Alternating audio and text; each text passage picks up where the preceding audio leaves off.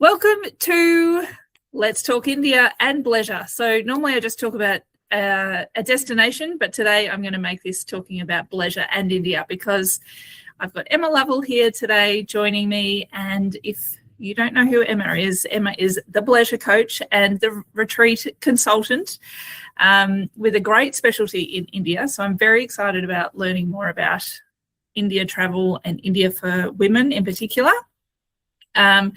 Emma, you have authored a book, The Art of Bleisure, so I'm dying to know more about that. But from what I can understand, I have to admit I haven't read it yet. I'm not a big reader, so don't hold that against me. But it's basically a combination of travel, business, family life on your own terms, which I'm all about. And recently you've announced that you're moving to India. So I'm very excited to be hearing all about it. But I might hand over to you to give a little introduction, add anything you'd like to about yourself, and then we'll get into the questions. Yes, thank you so much for having me, Erin, and I've loved connecting with you on the socials, obviously like-minded people connecting. So The Art of Bleisure came out in 2024. It's really funny. It's like, you know, when you custom form, or like the other day I was booking a flight, or bookings.com accommodation, and it says, what are you traveling for, business or leisure? And it's like, no, I'm traveling for Bleisure, which it means that I can do some of my business activities and I can do leisure. And so it's not pleasure, it is pleasurable, but we're just adding a B in front of leisure. And it's a term that's actually been around for many, many years. My business started in 2009, and actually the term was around since then, created by futurists. So it's not something I didn't, create it, but I do own it. I do. Yes. I can't legally own it, but I certainly live it and love it. And now people are like, oh, somebody's using your word. I'm like, no. It's a term in the travel industry. It's been around for a long time, but it is quite limited in their definition. So my definition, as you explained, I've expanded that to be a Bleisure life. And for me, a Bleisure life is the harmony. So where work, family, your travel, your desires, your, all those sorts of things can work in harmony and flow. That doesn't mean we can't switch off. Sometimes we do need to have, a proper holiday and self-care or rest or downtime, but it's also allowing that it doesn't have to be this or that. And so, if you're doing a bit of work because you feel inspired on your holiday, that's fine. And if, you're on a business trip, but you happen to be having fun, that's also okay. Yeah. It's okay to have fun in our business. You're allowed to have fun. To have fun at work. Yeah. And just that, I guess that we just sold this or that. And so for me, I'm really offering the and the book is really like a buffet of showing you what I've done, sometimes saying, do as I say, not as I've done, but also, just showing you what's possible, because, even in talking about this India decision, the first thing that people come up with is all the like roadblocks and the hurdles. Well, what about the cat? What about Matt's work? What about your son's school? What about the business? What about your house? What about, and you're like, I'll figure it out. Like, it's all figure outable. Everything is figure outable, Marie said, and it's so true. And I just think when the desire is so strong, and that is it for me, then that's it. So I've been running in my business for 17 years. It's in various evolutions. Bleisure has really been the last 3 years, and it's just been a culmination of me bringing all the things I love and finding a title for it, if you will. So the fact that I do lots of stuff now just fits under the basket of Bleisure. And then I do specialize in retreats, and that is aligned with India. So I've been a partner with the India Travel Company for 9 years. Predominantly we were doing private tours at the start, but since my retreat business and focus has grown, including running my own retreats, but now I consult people on how they can create profitable retreats. And one of the best destinations I have for that is India and South Asia, because of just the setup and the partnership that we have, but also just what's possible there in regard to travel and retreat inclusion. So that's an abridged version of who I am and what I'm about. Yeah, I love that. So when you were talking about Bleisure life in terms of travel, I was actually thinking, wouldn't it be nice if we all just lived Bleisure life, like in every day? It doesn't have to necessarily be about going away, getting on a plane or going on a road trip. it's just how we live our lives. Like, I think we all get so bogged down. I know I'm guilty of it, but getting bogged down in the daily life that I feel like it's so hard to find the space to have fun in my everyday.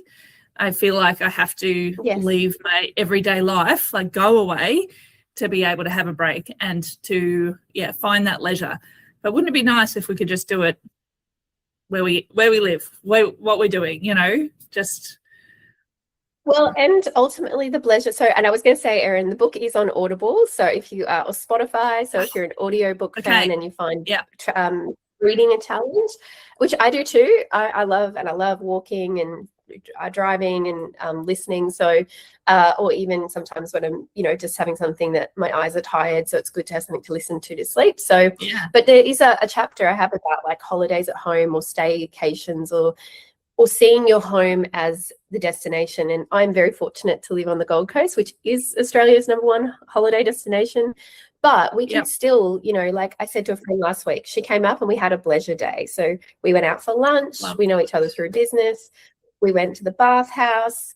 We just had this beautiful day, middle of the week, wonderful day, totally productive, totally lovely, but totally relaxing. Yeah. And, we didn't have to go far, but I said to her, there's this other bathhouse that's new-ish up at Tambourine Mountain, which is 40 minutes away. And I said, I've been wanting to go there and I want to go there. And you should go there while you're here with your girlfriend if you want to do something else to do. So she's been, and I haven't. It's 40 minutes away. And it's that thing of like, there's days where I can't even get down to the pool downstairs. And I wrote it in the book. There are days where it feels like I have things to do or I should be doing something else or like I'm not immune to that. And I have to say to myself, go to the pool. I don't want to get in the pool. I just want to sit by it. I live in a beautiful apartment block with a resort-like pool that feels like a holiday. And I have that feeling just by walking downstairs. So, yesterday evening, my son I went for a walk and it was really sweet. That was one of those moments you've talked about. Like, my husband called me and said, where are you? I said, I'm still on the beach. He said, great, we're coming down. And they came down and we played running and chasing and, we were playful and we were more affectionate and we were laughing and, they're the things you'll remember.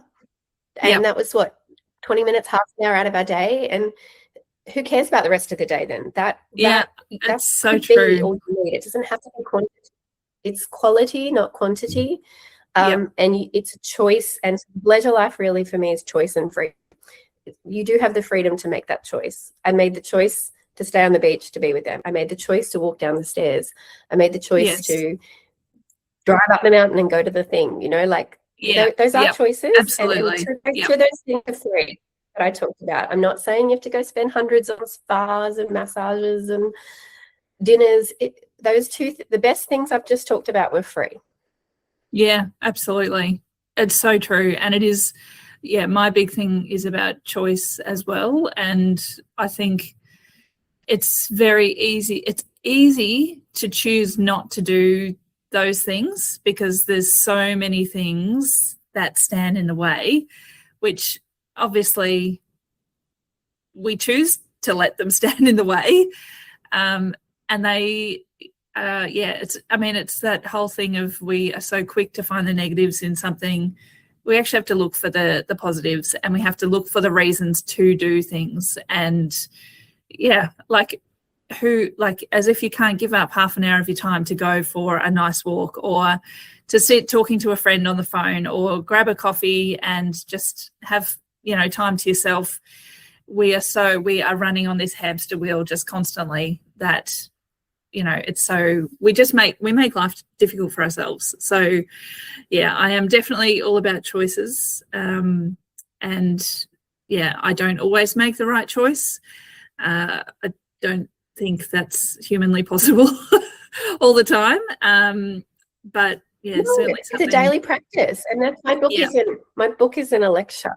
And honestly, sometimes I feel like I've built a rod for my own back. Like there are times where I talk to my friends and I'm like, I'm not Bleisuring or I'm not doing what I say. It doesn't feel like it because one element of my life is not aligned, and it's like, and they're like, they will literally like repeat. They're like, this wise lady said something about resting, you know, and I'm like, shut up. Yeah. Say my words back to me, you know.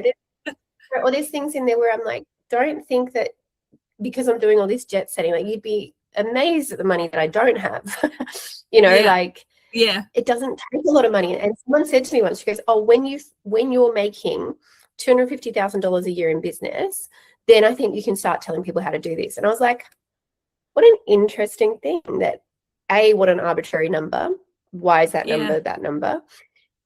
B, why then can they do it? And why actually it's absolutely against everything I talk about, which is that you can do it now.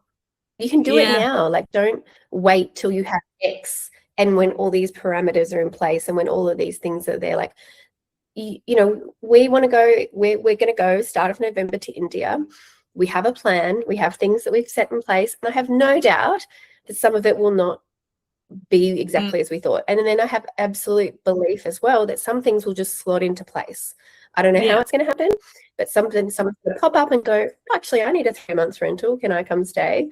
You know, someone's going to go, oh, well, I want to borrow a cat for 3 months. Great. The cat's sorted. That's sorted. Client signs on a week before. That's how, you know, that's the buffer of the business. I don't know. Like I have said what we desire. And I don't know, maybe 80% of it's going to work out. And there's going to be this other stuff that I can't even tell you how good it's going to be.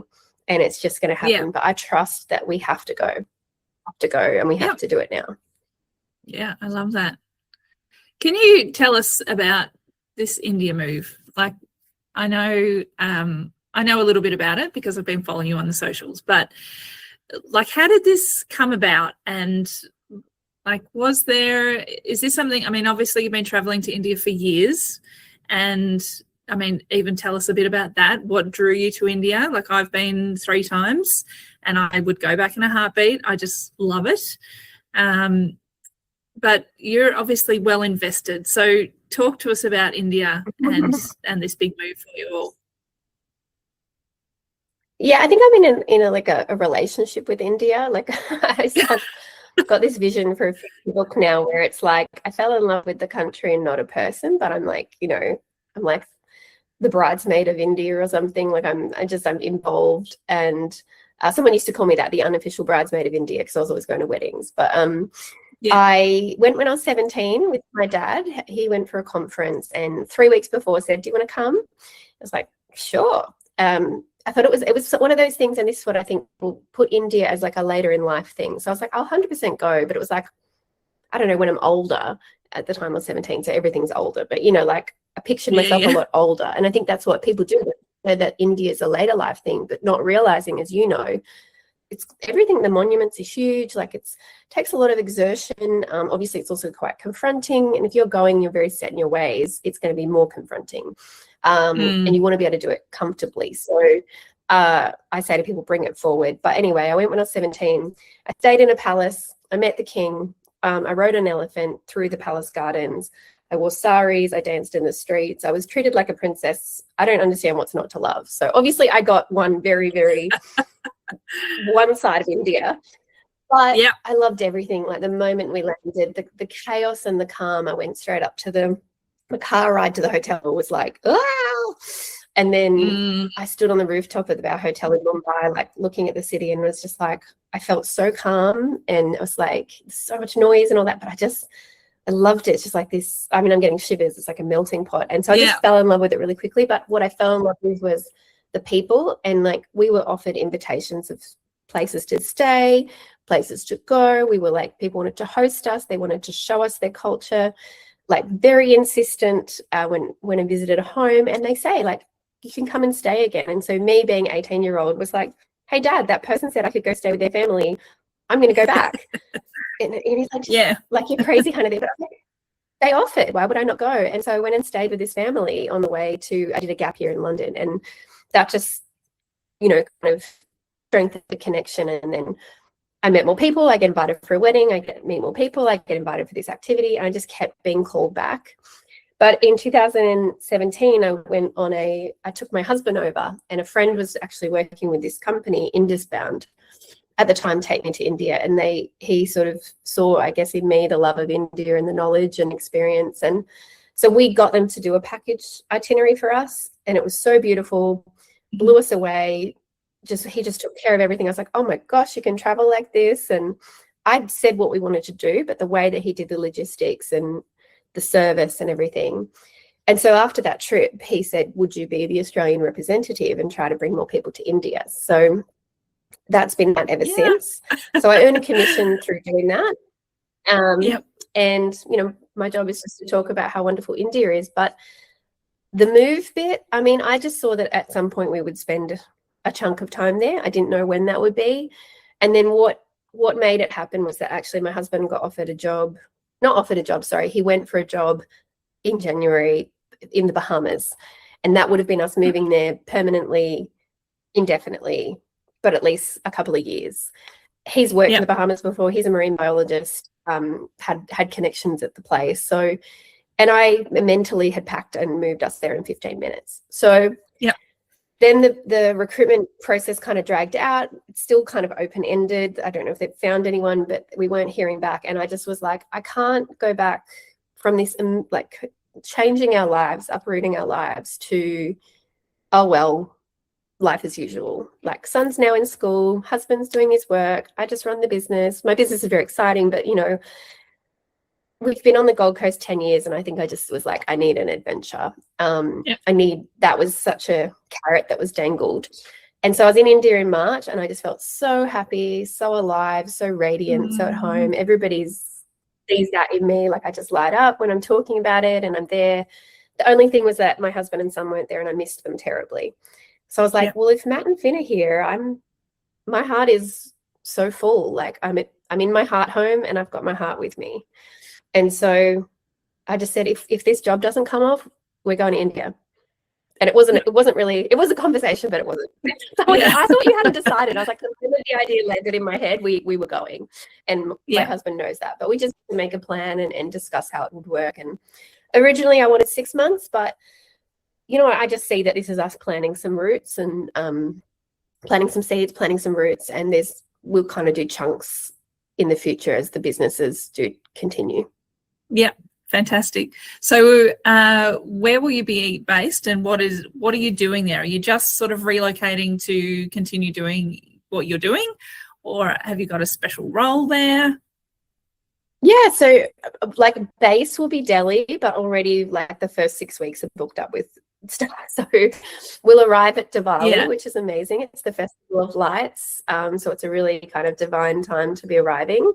So our first week will be celebrations and catching up with friends and things like that. Delhi and Mumbai are the biggest cities, but they're also like where I know the most people. So we have very much family kind of there. So Delhi, and then we'll spend a week at least in Mumbai a couple of times. But otherwise, the goal is to see more of India, because when I go over for a couple of weeks at a time, there's just not enough time to get out to some of the more remote areas. And I spent 2 months in India when I was 26, and it was incredible. I just went north, west, south, east, mountains, beaches, everywhere. But it is actually a really big country. I think people don't realize that if you look at the world map, you know, not compared to Russia, but India's big and it's massive. It's also very densely populated with and culturally, like you know, there's things that are 3,000 years old. Like it's just got so much history and depth, and so much stuff that in our Western world you wouldn't realize how much has come from India. So there's just a lot to explore, and we love nature. My husband obviously with the marine biology, so we want to go like to the Andaman Islands, which is where you can see turtles. It's basically like the Maldives of India. So it's like the Maldives, but a fraction of the cost. We'll be going to Kaziranga National Park to see rhinos and elephants and tigers maybe. We'll go to Nagaland, which is where the tribal people are. They're all like tattooed faces and have a very, very unique culture. Like places just amazing. People will not realize we're in India. And that's what I want to be. It's like, this is also India. Like behind you is the Taj Mahal. That is India. The palaces are India. The curries are India. But even Kerala, the beaches, people just don't realize that is India. So there's such a diversity to India that that's what I want to show, and to show our clients and our hosts and kind of my audience that, you know, you have this very, very, very limited perception of India. Please let me show you there's another way. And you don't have to love it. I just want people to be open to it and to see what is possible there. And it's also like economically, it's strengthening. The people are so entrepreneurial. So whilst my businesses operate online, so that's fine. I'll just be working wherever I am. But definitely we've had a massive increase in terms of our retreat clients that are coming. So again, it's just going to venues, meeting with venues, just finding out, showing people, okay, you're used to this route, we can take you this way instead, and showcasing what's possible. And if hosts want to come over and do a recce, we've got 2 clients doing recce's. So I do advise that if somebody's considering a retreat, go and do your own experience first. Like, it is so much easier to sell a destination that you know, absolutely, and also to know how it works. Because I can't imagine, like, why don't you run a retreat in Thailand? I was like, I love Thailand. I've been a couple of times, but I just don't kind of know it enough. And I just know this so well. Like, I can picture every part of it. So, you know, I would run one in Mexico. Be like, why would you? But I've lived there. I've spent time there. I can picture it all. I know how it works. So that's why. And when we've got this wonderful travel partner relationship, and they're just what they can do, they're just the most amazing people to work with, and they continue to surprise and delight me and our guests. Yeah, that's so cool. It's so true about like people's perception of India. And I've done, like, my most recent trip was with my family, and we literally did the Golden Triangle. We took the kids over, and we had taken Finn to Finland, and so we had to take Taj to the Taj Mahal. So it was just one of those stupid things that we had decided we needed to do. And we had like a spare week. Pardon? It's not stupid, it's perfect. It makes total logical sense. Yeah, that's right. Yeah. So we thought so too. And so we did it. We had a week spare in a bit of an Asia trip that we were doing. And I was like, let's just do it. We'll just go for the week. We'll do, we'll go to Delhi, we'll go to Jaipur and show them the Taj Mahal. Anyway, so we went and did that. But and it was great. Like, it was so good. We did it on just a private tour. So it was, easy for us to manage, and fantastic exposure for the kids. And it was the first time my husband had seen the Taj Mahal too. So that was, something that he wanted to do. We will absolutely go back, because we want to go north and we want to go south. There's lots to see. But my dad also lived in India for a while. So I visited him in Bangalore, spent a month there, and went down to Kerala as well while we were there. And then have also spent time in Delhi with him as well. So, and I just, I know there's so much to see and do, and I feel like I've barely scratched the surface. Like, I know I've seen, some of the iconic places and the places that people see and know about, through travel guides and that sort of thing. But just like, I desperately want to see the mountains. I desperately want to see the beaches, and I feel like there's the wildlife as well. Like, I just think that India, despite its chaos, has so much to offer. I have this very distinct moment, and I think you talked about something just earlier in what you were talking about. I have this moment of standing on the rooftop in a hotel in Jaipur, and it was absolute chaos. Like, I looked down at the road and it was chaos. There were cars everywhere, people everywhere, cows walking down the road and all of that. And I looked out at the rooftops, and there were kids standing on the tops of their apartment buildings flying kites. And I was like, this is so cool. Like, you've got the crazy, but you've also got the calm. And it was like there was this line between, this invisible line, that anything from here above was just calm and beautiful and like majestic, and something that you just can't even imagine in the country of what's below, just the chaos. But equally the chaos is like, I don't know, it's addictive. I love the chaos of India. And, you know, we Well, have my this favorite guide. thing is riding a tuk-tuk, you know. You ride the Yes, rickshaw, yes. you know, and it's like every trip I have to get in a rickshaw because it's like this is the real life, and the wind's blowing and the horns are honking. Yes.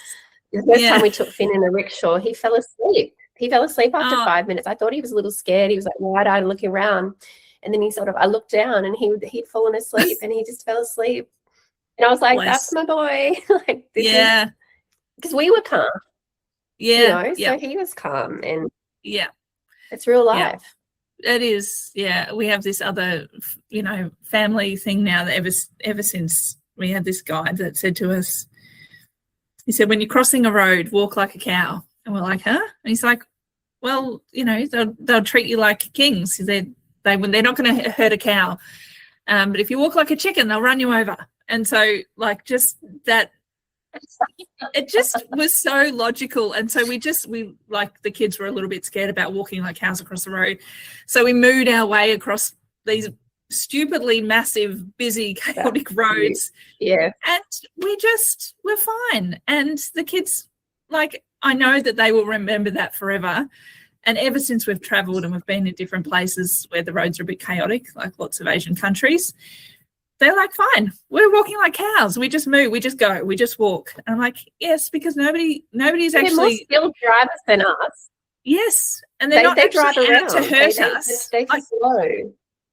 Yeah, no, they're very skilled at dodging things and moving with it. And although it feels like chaotic, it moves. Whereas here, like in Queensland, people can't merge, and then everybody freaks out and gets angry about it. And you're not in a lane, and it's like, they have lanes and they are very much a guideline, and somehow the traffic keeps moving. Even in an accident, they'll sort of like hit each other and they go, blah, and then they'll just carry on. They just get on with it. I did the same, crossed a 7-lane highway in Mumbai, and with a young boy, he was like 9, and he's like, just stay with me. And then they just put out your hand. So I tell anyone, if you're crossing the road, just put out your hand and walk confidently. It's just like, you know, and I just sort of like almost like, slow down. I just walk and I put my hand out, and but he put his arm on me like soccer mum save. He's like, step back, and then this little kid guided me across the road, and like, that's just it. They know how to do it, and you're like, gosh, we're so precious in Australia. Yep, 100%. And the number of people that say to me, because I've talked a little bit about running a group trip to India, and they're like, oh, are you sure that's a good idea? I'm like, yes, it's such a great idea, because people need to see that India is an amazing country, incredible India, and it's not as daunting and as scary as people think for whatever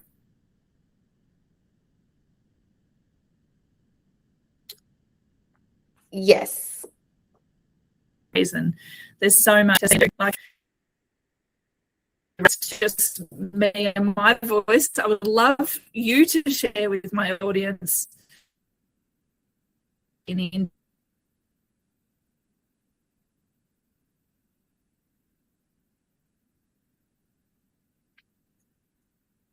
So I think my internet is freezing just a little bit, so I will give it 2 seconds to...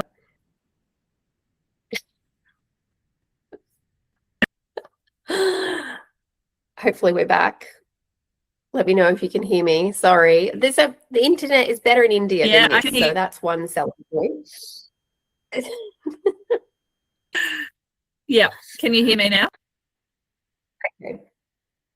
I can hear you. We're a bit stilty, but I'll give you my points and we'll see how we go. Just shout if you can't hear me.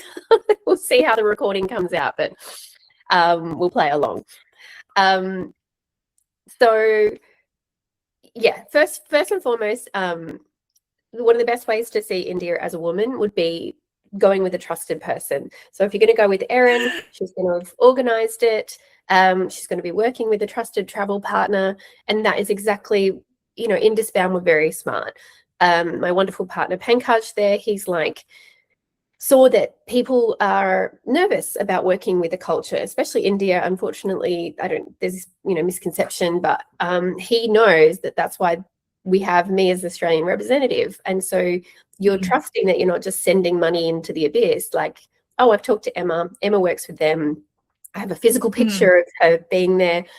I trust them. So that's one big thing, is working with people that you trust. And so you're going to go, if you don't want to go by yourself, going when you trust, and that would be Erin, who's been before, and who's going in a group. So this is where the retreats work really well, and why our female-led and female-oriented retreats are going so well, because so many people who go with people go, I've always wanted to go, but my husband doesn't want to go, my friends don't want to go, I don't want to go on an Intrepid or whatever, one of those just random group tours. Like, they serve a purpose, that's all good, but what we do is luxury bespoke travel. So it's comfortable, it's beautiful, you are safe with our drivers and our guides, but also with your host. And you are with other women, so it's enjoyable, because traveling on your own with a guide is not always so fun either. So just having the opportunity of like, oh, I can go and meet some other people, and we just hear that over and over again. I've always wanted to go, but I didn't have anyone to go with. So that is a beautiful thing about retreats, that you have a way to kind of start and then maybe stay on and do your own travel. One of the other things, though, I think is a big misconception, I don't know if you found this, Erin, but like, there's this thing that India is cheap. People think of India as cheap. And now what I would say is your money goes further. You can do it cheap. Like, I've done a couple of dollars for a bus. I've done the no AC 3-tiered train, 26 hours. I've done it. Yeah. Okay? $30. I've stayed in a place that felt like a prison for $9. And I was like, Emma, spend $20 more and you could have been in a 3-star hotel with an ensuite. But, these are the things we do when we're 26. Your money can go further. So what you pay for a basic hotel in Sydney or Brisbane or Melbourne, say $300 or $400, you are literally getting a palace in India. You are getting what is 5-star service is 7-star service. So your money can go further. So we can meet any budget. So if people tell us their budgets, because sometimes we give a quote and they're like, oh, it's too expensive. Tell us what you want to spend. We work with homestays, we work with other levels, but we have positioned as luxury travel, because you can just have this incredible experience, like this totally tailored, taken care of experience that we cannot do in Australia. And so why retreats in India? Yeah. Because what you pay for in Australia, what we can get for a fraction of the cost in India, and we can just do it with so much more comfort. Like, transfers are included, food's included, guides, drivers, all of that. It's just not even a question, because that's how they operate, and it's all packaged up and you just get to enjoy. And so I just think for people, just get India is cheap out of your head. Get India is dirty and poverty and all of that, because I think it has one of the highest number of billionaires in the world. They have 1.4 billion people. They have the largest middle class in the world. So there are a lot of Indians who are far wealthier than us, and they are the middle class. So, and because of COVID, a lot of more Indians are traveling within India. So there's a lot more people traveling and enjoying their own country as well, which is great, but also sometimes does increase prices. So, but just getting that perception out of your head, like the places that I stay, people are like, I just get all the time, I can't believe that's India. I can't believe that's India. It's like, they are so entrepreneurial. They are so technologically forward. We think we're so fancy with like Uber delivery. They've had it for 20 something years. Like, they've had all this stuff. The way that their society works, like, it's incredible. They just have the manpower and the ability to do more. And so they have that ability to provide a higher service. But the other thing that people don't maybe know about India, there's this unspoken motto, which is Atiti Devo Bhava. It's an unspoken, or is the travel motto, and it means guest is God. And I have it tattooed on my arm because I love it so much. And it just speaks to service, and it speaks to everything I've ever experienced in India. And that you are, like you said, the cow is God, the cow is holy. They will see you across the road. They will treat you like a king, queen, God, and not in a bowing to you way, just in a loving, caring way. And there's this hotel in Delhi called the Imperial. I love it so much. And when you arrive, they say, welcome home. And I'm just like, if it's your first time, it's your 10th time, they say, welcome home. And that's how they treat you. And I just think, come and experience that side of it. And yes, you will see some poverty, you will see some chaos, you will see some crazy driving, you will see cows crossing the road. But gosh, you're doing it from an air-conditioned, lovely vehicle, and you're staying in beautiful places, and you're meeting incredible people who genuinely care about you. Yeah. Yeah, it's That's my hands rant. down some of the best accommodation I've ever stayed in was in India, because amazing. When we took the kids, they were like beside themselves because they could sit in a bath and watch the television at the same time. So all their dreams had come true. Yeah. Yeah, and amazing, like For what as you say, for like a square box room here. Like you can't. Absolutely. And the Marriott down the road is $700. $700 a night. And I'm like, you guys kidding?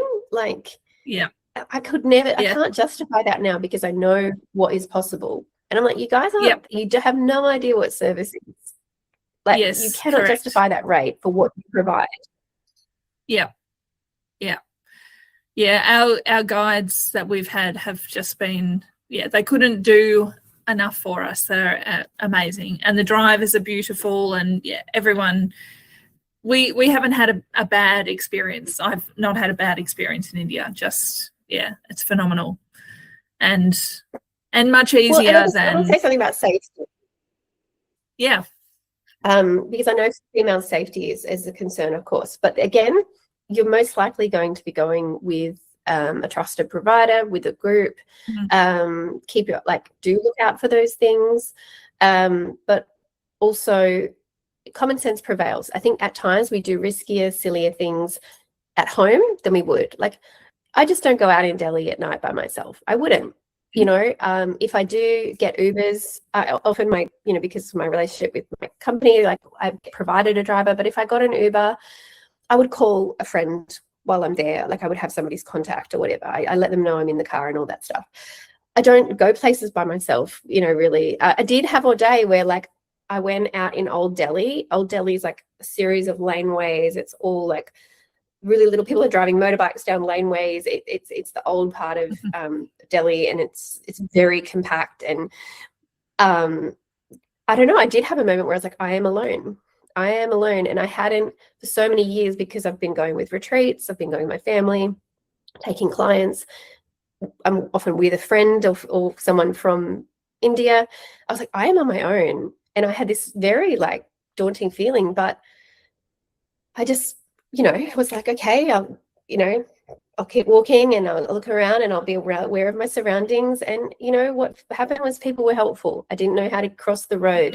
This man on a rickshaw helped me to cross the road. Like he was like, it's 50 rupees, $1, and I'll take you so you can cross the road. And he did the bike. And, a lot of the looking at you is curiosity. So, and had I not felt comfortable to do that, I like going out on myself. I just didn't realize how I felt. Like I just was like this moment where I was like, I used to do this all the time, and now I haven't done it for so long. But if I felt really didn't want to, they would have sent someone from the hotel, one of the waiters or the bellboys, they would have sent them with me. So you can also have that. So I just think common sense, if you're worried, don't go out by yourself, don't go out at night by yourself. And ultimately you're probably going to go, if it's your first time, go with a group and go with a packaged tour. And then, but I like you have really not felt dangered. I've felt more scared in Melbourne at times, to be honest. I was actually going to say that in India. I think the common sense is the biggest thing. And I always say that to people. Like, I don't do a huge amount of solo travel, but I do travel by myself. And every now and then I go, oh, I'm by myself. I'll just check in with somebody so they know where I am, just in case. But I don't go out at night by myself unless I'm comfortable with where I'm going.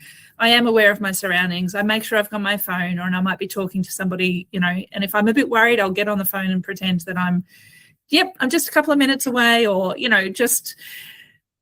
just make some sensible decisions. I dress modestly. I don't, I don't wear a whole lot of jewelry, make sure I've got everything covered that needs to be covered, and, you know, all those just sensible things.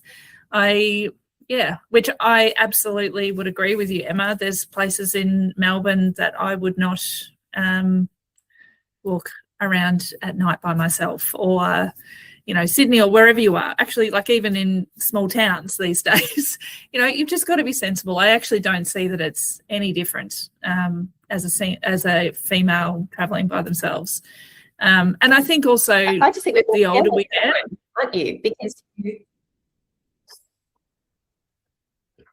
you're not careless. Yeah. You think you have this assumption that you're safe. You know, the majority of car accidents happen within 5 kilometers of your home because you switch off. Yeah. Like it's things like that. Yeah. Like you just on autopilot. I think my husband is more worried Mhm. about me walking down our own street and there's a little alleyway we walk through to the beach. I think he's more concerned about that than when I'm in India.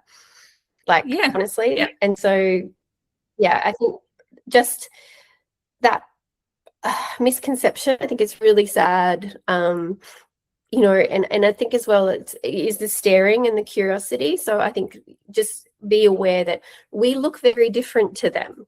We look very different. And unlike here where we have many, many cultures in Australia and we're very used to seeing people from different countries, you may well be the first white person they have seen in real life.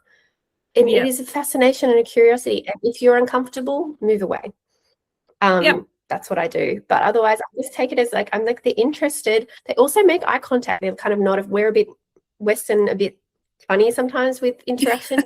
When they talk to you, they look you in the eyes. They're very, you know, and you're off-putting at first. And it's like, no, they're just interested and paying attention and looking at you, which is actually good communication and courtesy. We're just not used to it. Yeah, Why that's are you looking right. at me? Oh, because you're talking to me. Okay, sorry, thank you. Yeah, that's right. I would say as well, when I was younger, I did a lot of photos. I'm sure you got asked for photos, Erin. When I'm with my son, I'm a lot more protective now. I just have to be.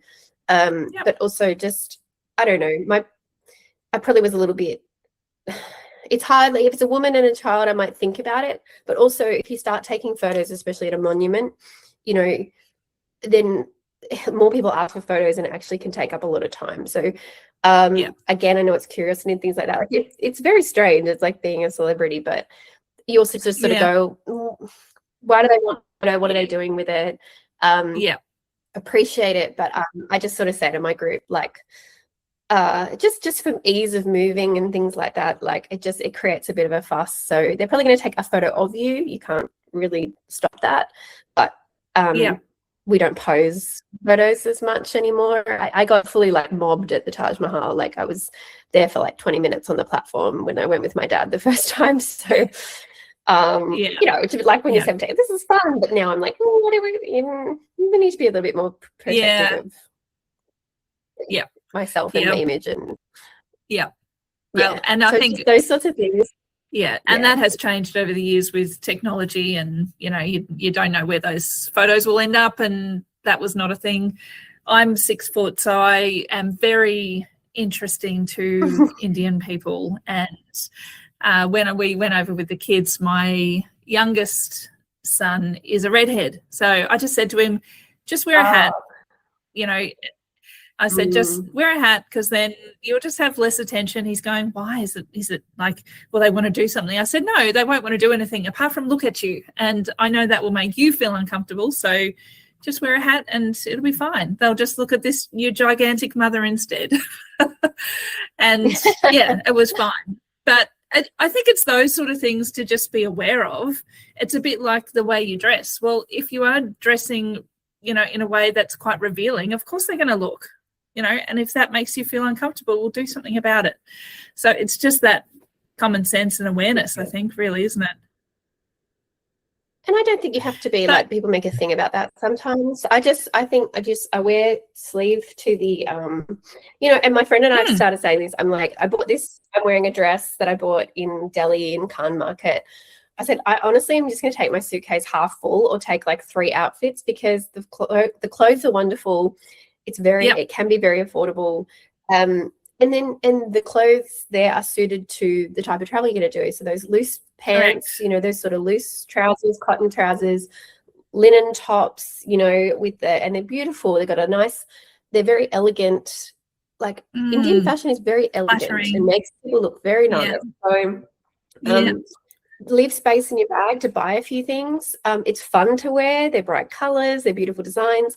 And then I sort of get this, you know, so just covering to like almost the wrist, neck, just, you know, sort of even if you're wearing a t-shirt, wear like a circle t-shirt, not a V. And then like pants. And if you're going in any temples, you will have to cover your knees, men and women.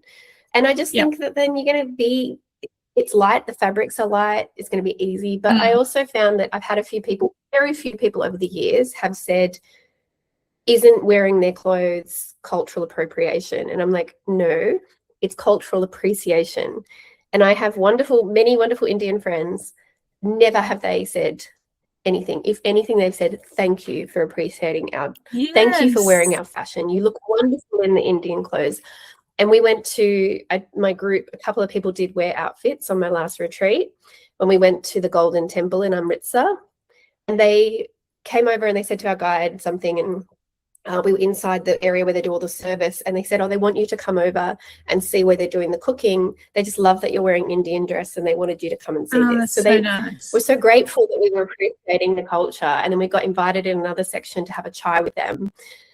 And it was just this, my friend said it was like humanity affirming, and it was just this lovely like instant connection, because we're saying I love your culture by wearing your clothes, by buying the bangles, by, you know. And my beautiful friend here, we were there last time, and it just adored her because she was celebrating all of their things. And so by all means, leave a little bit of space, buy the outfits, wear the colors, wear the things, and appreciate this beauty of Indian culture through the fashions. And I just think and then you'll be dressed appropriately too.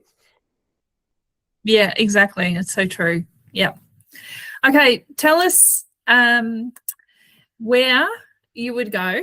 So if you were a female, never been to India before, where would you recommend that we go and see? And maybe what time of year as well? Like, when's the best and what's the best? So I know October that's impossible because there's too much.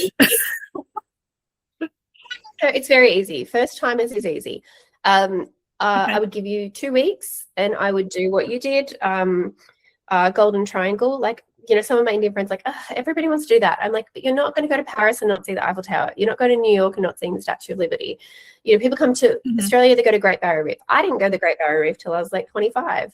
But, you know, that's, you know, you see the Harbour Bridge, you know, of course you're going to do the thing. And the Taj Mahal is spectacular. So, I mean, sometimes I sub out, I love Jaipur, but it is busy. So sometimes I sub out Jaipur for like a Jodhpur or an Udaipur, which is my favorite city one of my favorite cities in the world. It's a lake. It's got the Lake Palace. It's this stunning lake. But you're going to be in Rajasthan, because everything that you know about India that we know from all the typical things are Rajasthan. So the bright colors, the camels, the elephants, the horses, the palaces, the shapes of the Taj Mahal, are those sort of Arabian kind of things, looking things. That is Rajasthan. But then I would say, then do a week. So if you can give yourself 2 weeks or 10 days, we could do that in 5 days. We could do the Golden Triangle 5 days, and then give yourself 5 days to a week in Kerala. And Kerala is this beautiful kind of complete polar to that. It's like tropical. It's not, people like always say about the beaches. The beaches, there are wave beaches, but they're not, when we come from Australia, like, we've got the best beaches in the world. So no, you're going for the lush tropical landscape. You're going for the backwaters. You can stay on a houseboat. That's where Ayurveda comes from, that amazing massage technique and herbal medicine. Kerala is also an anomaly. Like, it's got 98% literacy. It's got female leader. It's got, a lot of social enterprise. It's very, very, again, what you think of India, Kerala turns it all on its head. So you'll get your typical, what you think India is, and then you'll get this whole other view. So if you had 2 weeks, that's what I'd say. If you can get stretched another week, then yes, I would send you up to the mountains, either to Dharamsala, which is where the Dalai Lama's residency is, and I just held my retreat there. You're at the foothills of the Himalayas, or Shimla, which I haven't been to yet, but it is definitely on the list for this trip. Shimla is another mountain place, and it's very popular even with Indians to go, and they love to go up and experience the mountains as well. So then you'd get a really quite a lovely diversity of India. Timings, October to March is the season, but December to Feb is wedding season. So if you could go, probably October, early November would be the best shoulder season. March, you're starting to get hotter again. So, and it is a busy season because you've got Holi and things like that. So if you can handle a little more heat, you could go in April. So October, April, if you wanted a little bit more affordable shoulder season. We're going in starting in November, and I think that's a beautiful month and beautiful weather. But that's the winter. Otherwise, you just don't go June to August, because it's monsoon and summer and 50 degrees every day, and it's hard. Yeah. it's hard. Oh, it sounds amazing. Yeah, no, that's really good, actually. It's that's very helpful. I have done a houseboat in Kerala on the backwaters, and it was just amazing. I did that with my dad years ago. I think I was 24 or something, and it was probably the first time that it was the first thing that I feel like I saw outside India, like what we all see and think India is about. And then we were planning to go to the northern parts of India on our honeymoon, actually, but my husband got very sick in Tibet and we had to fly home, which was devastating. And so we missed that. So we will absolutely go back to that part, because that just looks incredible as well. It's just, there's so much to see. As you say, it's so big that and I would just one more tip is, like, if you got an itinerary, and I'm always telling this to my travel partner too, like, they are so proud of their country and they're so proud of every destination that they want to show you as much as possible. So what I try to reduce what's in the itinerary and make a lot of things optional.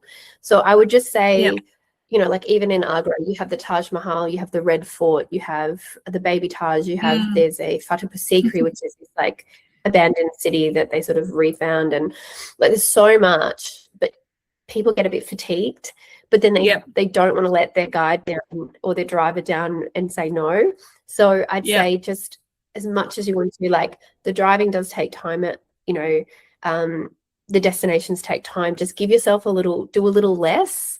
Less is more. Leave it a little bit for next time and enjoy what you see. If you can do one big thing a day, because there's also so much beauty in the space. And like you said, one of your favorite things might be standing on the rooftop of your hotel in Jaipur. It might be chatting with the doorman and spotting cars on the road with your little boy, or, going to the shop, having time to go shopping and interacting with the shopkeeper and learning about their culture, or, it's allow space and time to just witness and just to see. And I do like driving for that reason. We drive, and I just love looking out the window and listen to audiobooks, but looking out the window and just seeing the life. Like, there's just so much. India is just life in full color, life and death. All of it is just so real and present, and you just get to see all of it. Nothing's behind closed doors. It's just out there. It's so true. To just have time to witness. Just make sure when you're planning as a retreat host or as a tour or as a private itinerary, just try to remember these words of space and time is just the gift. Yep, absolutely. Yeah. And I'm a big one for less is more whenever I'm planning any kind of trip, whether it's for me or whether for a group trip, just so that people have time to stop, slow down, and appreciate whatever it is, wherever it is. Because I think, people talk about people watching. It's almost like life watching, like just sitting somewhere having a coffee or, having a cup of tea and just watching life out the window is, so precious. And I think that's where you go. That's where you can really learn and appreciate what actually happens in a country or a city or a town, or, just watching the people go about their daily life is pretty special. Yeah. I love it.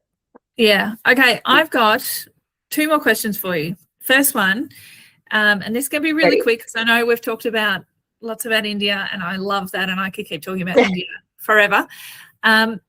But I have lots of women, and I think this is not just people in my audience, but I think women in general keep telling themselves someday, one day I'll do the thing. They've got to find the right person to go with, or the right company to book with, or once the kids finish school, or once I've saved a bit more money, or once this, there's always someday, and they'll do it later. But I know that deep down there's those people actually want it sooner, but they don't have the confidence, or they don't, I'm not really sure what it is, but I think confidence is a big part of it. So for those people, what is one thing that you would tell them to do this week to start making those things happen sooner rather than someday? Well, first, it's like, if you need someone to give you permission, well, Erin and I are giving you permission. So here's your permission. You don't need that, but sometimes we do. So you can do it. I just think there's going to always be, like I said at the start, a million reasons why you can't. And one of my favorite parts of the book I wrote was like, I did write this, you can't, like, I got told that you can't do this, you can't do that, or you can't do it in this way. And it's like, my reply is just like, why not? Why not? And so who is allowed, or why are they allowed? And, the stop waiting for one day or someday became such a message that I brought on. And unfortunately, the book kind of really came to life for me because of tragedy. And I had two dear friends die within the space of 2 weeks from breast cancer. My nephew had a terminal illness. At the time I was writing, he passed away at 2.5, which is ridiculously unfair.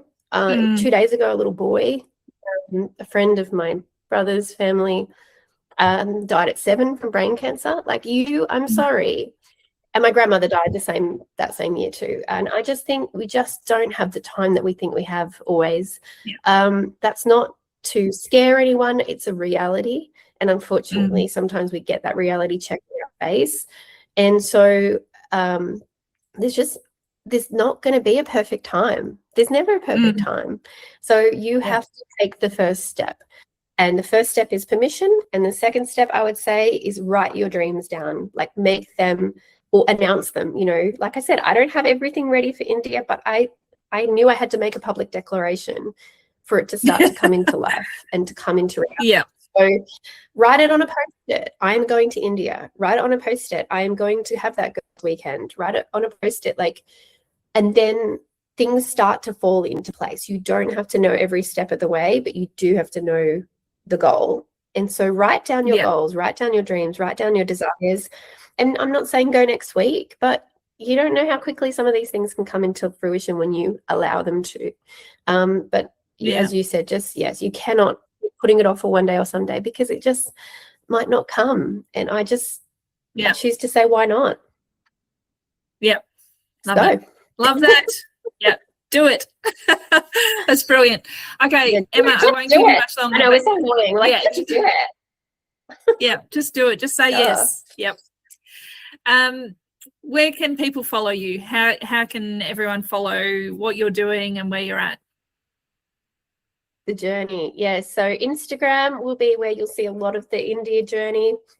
That's emmalovell.au. I'm emmalovell.au on TikTok and on I think my Facebook. My website is emmalovell.au. And then I have my business Rest and Receive as well. So rest and receive, because I do believe when you rest, you can receive opportunities. But LinkedIn as well, if you want to connect from a business point of view, Emma Lovell. So if you type my name, unfortunately, you will. There was a horrible. A woman sadly passed away, was murdered. So that will come up first probably. But if you type Emma Lovell Travel or Emma Lovell Bleisure, you'll probably find me more. Maybe now Emma Lovell India, you'll find me. But and then if you want to speak to my travel partner or me about the travel, we are at Indusbound. But anyone who goes from Australia is going to come to me anyway. So whether you go through them or me, we'll end up at the same place, and I can help you. Amazing. Thank you so very much. It's been so good to talk to you and connect with you. I am so excited about watching your adventure because you're going to inspire me. I have dreams, I'm saying this out loud, to spend 12 months in Finland. So I'm not sure when that's happening, but it will happen. So I'm excited about I'll that bring my at some fin stage.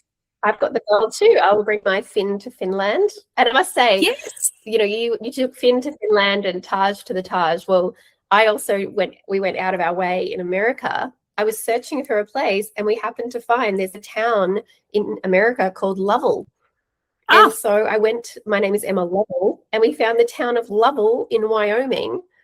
And amazing. so we went and visited, and it was amazing. Everything said Lovell. And I was just like, and yeah, you know, I made friends with the motel lady, and I seriously want to run a retreat now in Lovell. Yeah, I love that. It's so good. Yeah, perfect. So yeah, I'll see you in Finland, and you know, whenever you're ready, it would be our honor to organize a beautiful India itinerary for your wonderful group. Yeah, I'm excited. I'm already the cogs are already turning. Don't you worry. Yeah. I've basically mapped out the quote for you. I'm just going to send it today and just be like, ooh. Okay, you know what? You may as well. Perfect. Thank you. Thank you. Thank you, guys. And then by the time this comes out, we'll just have people going, well, I'm coming because, you know, it'll just happen. So we'll see you there, exactly. listeners. Yep, exactly right. Sounds fantastic. All right. Thank you so much. I will definitely keep in touch. And yeah, I'm really grateful for your time today doing this. It's been really, really awesome. Okay. I appreciate you and your support, Erin. Thank you. No worries. Bye. Thanks, Emma. See you. See you. Bye.